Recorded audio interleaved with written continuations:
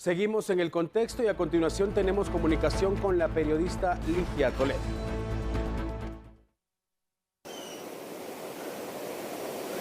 Así es, Alan, según expertos de seguridad del CIEN, las denuncias en relación al delito de extorsión han incrementado.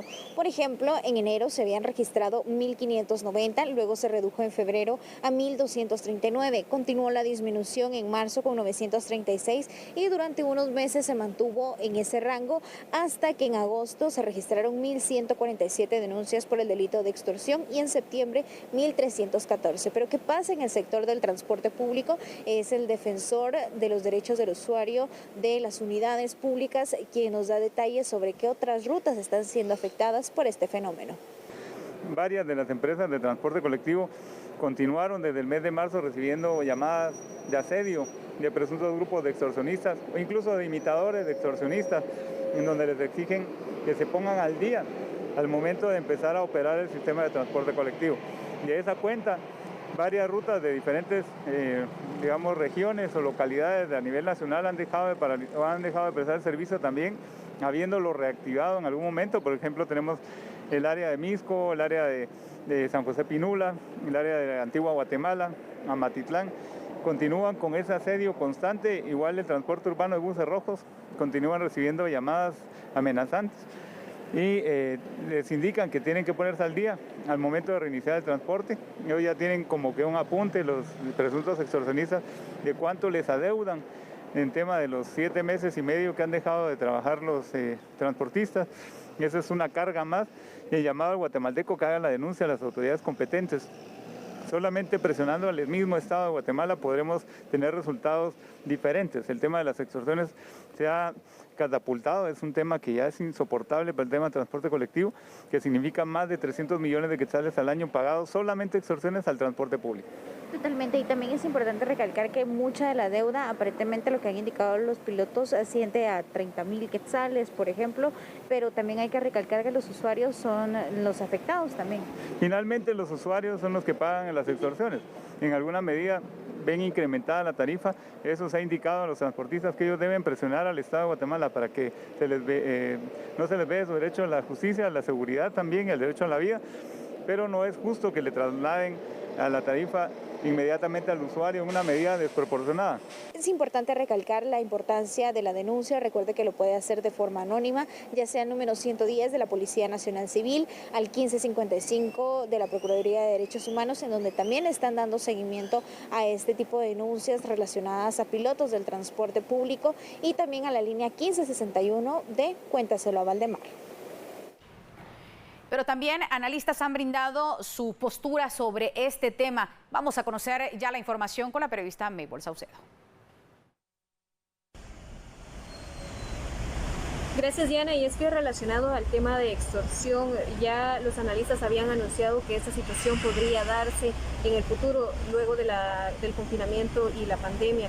En este caso ya se están empezando a ver estos resultados, según lo que ha indicado también el analista Lisandro Acuña, ya que se preveía de que se diera un incremento en temas de extorsión, como también otro tipo de ilícitos, pero los detalles los tenemos con el especialista. El cobro de las extorsiones acumulado, pues obviamente va a tener efectos colaterales.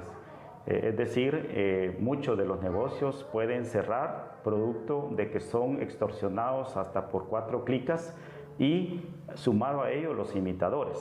Así también, por ejemplo, el transporte público, que por medidas sanitarias ha tenido una restricción en cuanto al número de pasajeros del 50% que pueden tener y no más, pues esto también influye en cuanto a esa incapacidad de pago de la extorsión, que obviamente no ha tenido tregua, ha sido un cobro acumulado. Y otro de los factores también que está próximo, que puede influir también en el tema del incremento de la violencia, es que nos aproximamos al pago del aguinaldo. Y se sabe, es conocido que también, pues en este caso, se cobra este bono hacia la población. Desde ese punto de vista se ha analizado a nivel internacional cuáles serían las medidas y los retos para los gobiernos y para las autoridades de los países, porque ese es un tema, un flagelo a nivel internacional. Y desde ese punto de vista, por ejemplo, el uso de la tecnología ha sido uno que ha apuntalado en cuanto a una estrategia que pueda contrarrestar este flagelo. A decir del analista, las denuncias son vitales en este punto y también la coordinación con las autoridades de gobernación o de seguridad son vitales para contrarrestar estos flagelos. En este punto también ha señalado el analista Lisandro Acuña que este próximo bimestre podrían incrementar los casos de extorsión y otros temas, tomando en cuenta ya las fiestas navideñas. Así que esa es la información que tenemos. En cámara, Vidal Martínez, retornamos con ustedes. Maybol Saucedo, gracias por la información, pero también literalmente, mire, se establece que incurre en este delito quien para procurar un lucro injusto para defraudarlo o exigirle cantidad de dinero, alguna con violencia o bajo amenaza directa o encubierta por tercera persona y mediante cualquier medio de comunicación obligue a otro a entregar dinero o bienes, igualmente cuando con violencia lo obligare a firmar, suscribir, otorgar, destruir o entregar algún documento, a contraer una obligación o a condonarla o a renunciar a algún derecho, está sancionado con prisión de 6 a 12 años inconmutables. Ahí tiene usted cómo está tipificado el delito de extorsión en el Código Penal, artículo 261. Con esta información, nosotros le invitamos a que siga nuestra sintonía. Volvemos.